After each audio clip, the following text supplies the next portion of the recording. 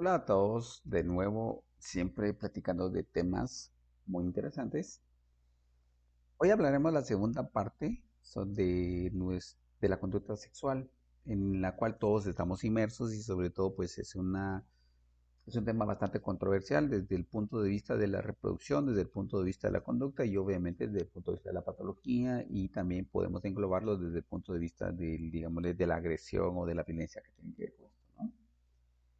En esta segunda parte vamos a hablar de estas hormonas que nos van a permitir activar todo ese sistema de conducta sexual.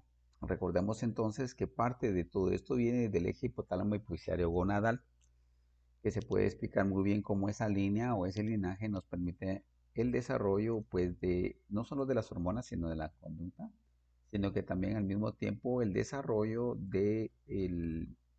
digámosle, de todo lo que tiene que ver con la conducta sexual. Bueno, vamos a marcar acá desde el hipotálamo las hormonas estimulantes que vienen desde el hipotálamo, que activan a la hipófisis y que en este caso tenemos las hormonas de tipo gonadal, como son la folicoestimulante y la luteinizante, como hablamos, que van a activar nuestros órganos. Como esto es un círculo, ¿sí? Entonces, un circuito, perdón, entonces va a ser un circuito de retroalimentación negativa o positiva dependiendo de la etapa en que se mantenga, ¿no? Incluye obviamente todo lo que son los accesorios que permiten estimular. En esta otra imagen también tenemos la misma historia, ¿no? Solo que lo vamos a ver aquí un poquito más gráfico. Por ejemplo, el hipotálamo, que va a ser el asunto de la estimulación de las hormonas estimulantes de gonadotropina que estimulan a la hipófisis anterior, liberan ciertas sustancias químicas como la inhibina, que es una hormona sexual femenina, la luteinizante, la foliculoestimulante y algunas ováricas específicamente. No vamos a entrar en tanto detalle en esto, pero algunas de estas hormonas van a estimular, por ejemplo, las glándulas mamarias, los ovarios, el útero y la vagina, ¿sí? Y en este caso vamos a empezar hablando de las hormonas masculinas, las cuales son importante entender. Los andrógenos y la testosterona, que vienen siendo similares, por decirlo de una forma, son las que nos van a permitir definir exactamente lo que es una conducta sexual masculina. El detalle de esto es que no todo tiene mucho que ver solamente con esta hormona. Es decir, van a haber otros factores que también van a facilitar esto, ¿no? Ya vamos a hablar de la DHEA, que es muy importante, pero vamos a ver acá, por ejemplo, la estructura de un andrógeno, ¿verdad? Que deriva de la testosterona, la dihidrotestosterona y la androstenediona, ¿sí? Entonces, el andrógeno es una testosterona eh, importante de los mamíferos, sobre todo los hombres, ¿no? Recordemos que todos compartimos estas hormonas, solo que la expresión en hombres es mayor y diferencia en las mujeres. La testosterona es el principal de los machos y esto se asocia no solo a lo que es actividad sexual y digámosle unas estimulantes de actividades morfológicas, sino también a los estados agresivos. ¿De acuerdo?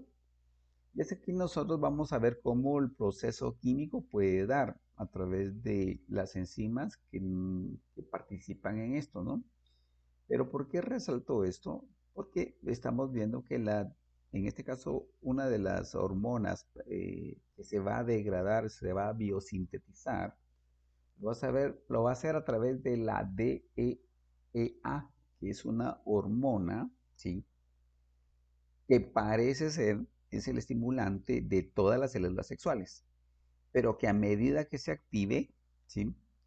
Eh, produce mayor vitalidad y mejor respuesta conductual y se asocia a la producción de células sexuales, es decir, que a mayor células sexuales, mayor vida. Y entonces lo han asociado a los aspectos de vitalidad y antienvejecimiento. Hay una controversia de esto, ¿sí?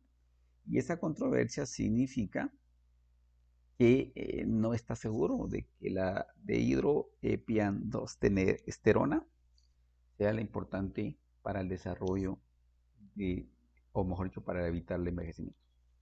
Entonces, pero se los venden. De hecho, aquí lo que nos indica en esta diapositiva es que se transforma mediante una acción enzimática en androstenediona y su hormona, pues obviamente que es masculina, ¿sí? Gracias a la alfa 17 reductasa, que es una enzima que la convierte para que pueda producir células sexuales en el testículo y obviamente pues esto lo que hace es mantener más potencia, ¿no?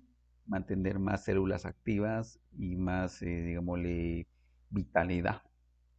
Entonces, como vamos a ver, en algún momento también al convertirse la DHEA en androstenediona, se convierte en testosterona y puede convertirse en estadio en la mujer. Por eso es que se ha utilizado esta como la hormona que estimula la vitalidad entre hombres y mujeres. ¿Sí? Pero entonces hay que tener mucho cuidado con estas DHEA, porque las venden así simplemente. Lo que siempre recomiendo es la evidencia, ¿verdad? Y lo que hemos podido encontrar en la evidencia científica es que no se tiene con certeza realmente que esto nos vaya a evitar ser más, que nos envejezcamos lentamente. Al contrario, hay datos que demuestran que sí van a haber problemas. Bueno, pero estas hormonas van a tener un efecto masculinizante, ¿sí?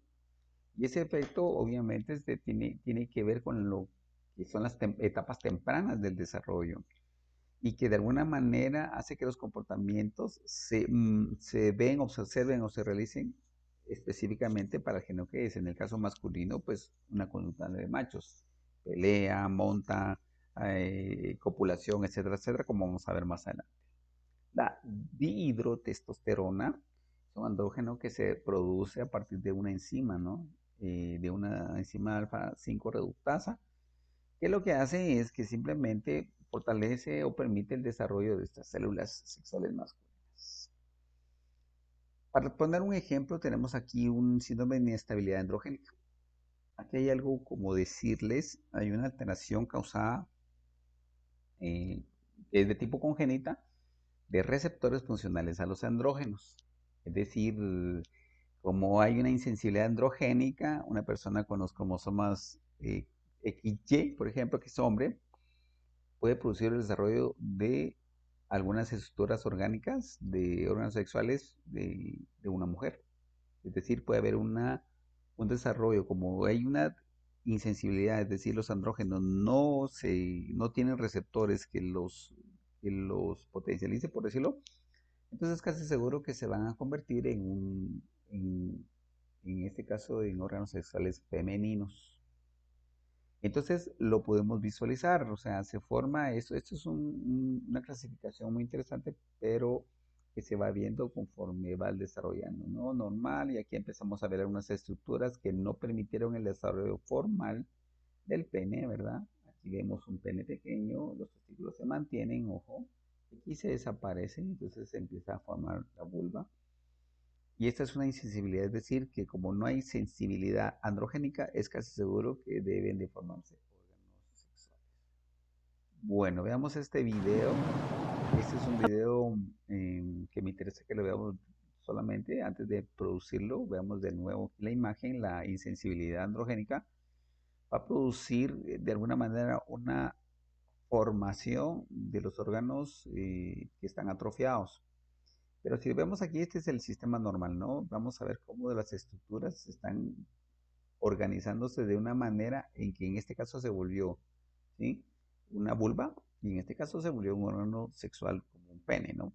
Pero quiero que lo vean más en la imagen del video, por favor, que es lo que interesa. Aproximadamente uno de Entonces, cada 2000 nosotros nacimientos. vamos a ver aquí bueno, la historia del desarrollo fetal, embriológico y todo, ¿verdad? Y en la fase sexual, más o menos a partir de la cuarta semana, perdón, tenemos esta organización primórbida o primordia o primitiva, por decirlo más aclarando, ¿no? Y es que aquí podemos hablar de los sistemas de Wolf y Müller, pero es aquí donde nosotros todavía no sabemos probablemente a la cuarta, quinta, hasta séptima, octava semana, tal vez séptima, no sabemos con certeza qué es lo que se está desarrollando, ¿no? Pero lo más seguro que sí podemos decir es que tenemos un embrión femenino. De hecho, incluso hay datos que pueden decirnos que a los 4 meses de gestación todavía no se puede definir esto, ¿no? Pero veámoslo cómo estos sistemas precursores van transformándose y van cambiando poco a poco. Aquí vamos a ver el hombre y la mujer. Miren ustedes cómo las mismas estructuras van modificándose para establecer los órganos sexuales morfológicamente establecidos para una hembra y una mujer. Entonces ahí vemos como el pene, los testículos y se va. A lo largo de esta clase vamos a ver algunas cosas que se pueden mencionar, algunos síndromes muy interesantes, por favor, que nos van a permitir entender algunos factores, ¿ok? Entonces, vamos a terminar este video y vamos a proceder para ver la siguiente diapositiva. Bueno, aquí solamente es una caracterización de cómo se forma un hombre y cómo se forma una mujer, ¿sí? Los sistemas de Müller nos van a permitir formar una mujer, pero en el caso del varón, pues deben desaparecerse para darse eso, ¿sí? Hay un gen, por favor, que no está descrito acá. Por favor, es importante que es el gen determinante del gen Y, es decir, determinante del cromosoma Y, que permite que se interrumpa todo este proceso femenino, ¿sí? El sistema Golgi se convierte en un conducto, mejor dicho, el sistema Golgi se convierte en el conducto deferente, las vesículas seminales a la próstata y todo como lo vimos en el video. Uh, Les indico que esto no es motivo de, o sea, no vamos a hablar de la anatomía de esto, sino que vamos a ver cómo se produce todo esto a nivel de conductual. Y los genitales externos, obviamente los primitivos o los primigenios, se convierten en el pene y en el escroto, ¿sí? Entonces, el sistema Müller no debe aparecer. Y para que no aparezca, se necesitan las hormonas antimulleranas y los factores determinantes del gen Y. Eso no lo pusimos, que son los que producen y aseguran que venga un niño, ¿sí? Un varón.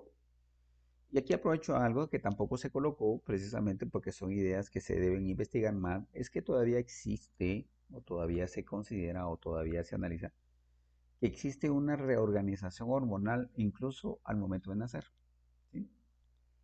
Y eso es importante resaltarlo, esto es para investigarlo, porque ese proceso asegura que entre comillas, ¿verdad? El producto que salga debe estar constituido para lo que fue formado. Y lo mismo en las mujeres, ¿verdad? El Müller dice que se activa, el sistema de Wolf no aparece, ¿sí? Como no hay andrógenos, desaparece y obviamente produce ¿cómo se llama? Las características genitales de una mujer. Y por eso les decía el último baño hormonal de las mujeres, bueno, el baño hormonal de las hormonas de las mujeres y en los hombres, al finalizar la etapa del nacimiento, que pareciera ser, ¿sí? Que este proceso se da precisamente para asegurar y confirmar que ese proceso o ese producto, perdón, sea eso. Pero hay una controversia que debemos analizarlo. Es decir, probablemente puede pasar un problema. Bueno, veamos entonces el síndrome del conducto muyerano persistente. O sea, obviamente estamos hablando de un sistema persistente que es muyerano, entonces estamos hablando de una hembra, de una mujer, ¿sí? Veámonos aquí en el dibujo y podemos observar de cómo esta persona, que es un varón, que tiene un pene, tiene testículos, que no están, digámosle, que esto es parte del escroto, pero que no hay decencia, entre comillas, ¿cómo se llama? En este caso de testículos debería ser, pero aquí están los ovarios. Y vemos cómo esta caracterización se empieza a dar, es decir, que aquí tenemos un útero formado, miren, pero que de alguna manera, de hecho, revisando algunas cirugías, esto se extrae, esto se hace una operación. Pero también recuerdo un caso de un hombre que se casó, o mejor dicho, una persona, digamos, no podía quedar embarazada, un hombre no podía embarazar a su mujer, ¿sí? No podía embarazar a una mujer. Y su alegata era cómo poder lograr el embarazo. Pero este hombre padecía de esto, ¿sí? De un conducto persistente. O sea, él jamás podía producir espermatozoides. Cuando la historia se encuentra y se detecta que la mujer se casó con una mujer, entonces viene un problema, ¿no? Por eso mismo, estoy dándole ejemplos. Entonces, esta alteración obviamente es congénita, ¿verdad? La hormona antimulleriana o los receptores de esta están atrofiados, ¿verdad? En los hombres. Y provoca el desarrollo de órganos sexuales internos que pueden ser tanto femeninos como masculinos. Ahí tenemos el famoso síndrome de Turner, ¿verdad? Que es la presencia de un único cromosoma sexual y que se caracteriza por la ausencia de ovarios, aunque por los demás los órganos sexuales y los genitales son normales, ¿de acuerdo? Aquí es muy diferente a aquel concepto que se tiene de los hermafroditas y todo ese tipo de cosas, ¿no? Pero vemos este ejemplo sencillo, la idea no es perturbar la mente, ni mucho menos confundir, ni mucho menos morborizar esta cosa. Pero tenemos una maduración sexual, ¿sí? Y eso obviamente se da por esa misma presencia de las hormonas gonadotróficas que se explicaron anteriormente, ¿verdad? De dónde provienen. Y de nuevo, pues aquí vemos cómo desde el cerebro hacia el testículo estimula la formación de hormonas liberadoras, ¿de acuerdo? En este caso, la folículo estimulante, que es la que estimula la producción de gametos, y la FH es la liberadora de esos gametos. O en pocas palabras, es la que madura estas células. Y hay un dato interesante, cuando hablamos de hormonas, muchas veces se aceleran los procesos. Por ejemplo, entonces se está produciendo, se está estimulando la formación de células de gametos, pero cuando se tiene mucha actividad sexual en términos bastante extendidos, estas células que se están estimulando para crecer se pueden madurar rápidamente y podemos tener, obviamente, pues una fertilización en eso, ¿sí? La maduración sexual tiene mucho que ver con las características morfológicas que nosotros vemos de manera externa y que van acompañados de fenómenos internos y acompañados de procesos hormonales. Y como les decía, ¿verdad? Aquí está la hormona estimulante, la hormona luteinizante, que van a producir acciones en el caso de una mujer, de la estimulación del estradiol y del estrógeno, ¿sí? Que son hormonas que de alguna manera se producen una maduración de los genitales femeninos y obviamente tienen que tener crecimiento de otras estructuras y dan todas las características en la mujer. Y una de esas características que se puede hablar es el ciclo menstrual, del cual tendríamos que platicar mucho, pero quisiera que viéramos estas fases, ¿no? Las fases foliculares y las fases lúteas, es decir, la aparición del cuerpo amarillo. Y en esta tabla es muy interesante porque aquí podemos visualizar, por ejemplo, las temperaturas basales de las fases. Es decir, cuando el proceso está normal y cuando se está produciendo hormonas que nos permitan la fecundación, ¿ya? Entonces vemos los niveles de FSH, que son las foliculoestimulantes, como en cierto nivel empiezan a crecer y se mantienen. La luteinizante, que es la liberadora, que es la que les explicaba hace rato, libera y madura al gameto. El estrógeno, que siempre se mantiene activo para que todos los demás procesos se den. Miren ustedes aquí un pequeño descenso. Y la progesterona, que se va a mantener posteriormente al ciclo menstrual, que esta es la que nosotros, o mejor dicho, el ciclo de la fertilización, perdón, donde nosotros tenemos que poner atención, ¿sí? Entonces, el ciclo de la fecundación, en este ciclo, donde ya una mujer puede quedar embarazada, tiene una progesterona baja, ¿sí?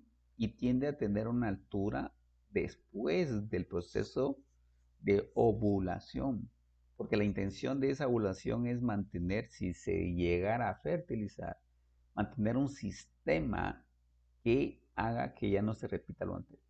¿Por qué? Porque precisamente está indicando que ya hay algo que, digámosle en este caso, un embarazo. Pero obviamente estos factores de la progesterona pueden estar derivados de otras cosas, tanto como, por ejemplo, algunas alteraciones en los ovarios o los famosos quistes, ¿no? Si lo vemos en este ciclo ovárico, vamos a ver cómo en la fase folicular se van empezando a formar, exactamente aquí la hormona estimulante empieza a producirse, conjunto el estrógeno, y entonces se empieza a liberar el óvulo que debe ser fecundado a los 14 días, en teoría, en términos de una mujer, digamos, estable, una mujer que es puntual con su proceso menstrual, ¿sí? Las que se denominan regulares. Entonces, depende, ¿verdad? Si ese óvulo es fecundado, ya les expliqué lo que significa la progesterona, pero si ese óvulo no es fecundado, es desechado a los 28 días en el ciclo menstrual. ¿De acuerdo? Si lo vemos en esta parte, aquí tenemos la menstruación. En la parte de la menstruación, ¿qué significa? Que cuando aquí ya no fue fecundado, existe una formación de una capa a nivel del endometrio que es rica en sangre, por donde el óvulo, si hubiese sido fecundado, llega y se implanta, ¿sí? Como no tenemos esa parte, ¿de acuerdo? Como no hay, ¿cómo se llama? Una fecundación, obviamente este proceso debe ser eliminado, se desprende y entonces tenemos ya, digamos, la menstruación. Pero aquí lo vamos a ver como una mujer al menstruar, al no tener fecundación, menstrua. En algunos términos muy sencillos vamos a decir que el nido donde se esperaba el óvulo fecundado no se dio, entonces se libera a través del ciclo menstrual. Se queda limpio, por decirlo de alguna forma, y a partir de los 14 días de nuevo empieza a formarse para instalar de nuevo un óvulo que se puede haber fecundado. Espero haberme explicado bien acá y vamos a ver también en estas fases de cómo se van dando, ¿sí? Desde la ovulación, donde un óvulo se prepara, es decir, la formación, liberación, ¿sí? La maduración y obviamente con la influencia del estrógeno y la influencia del estradiol.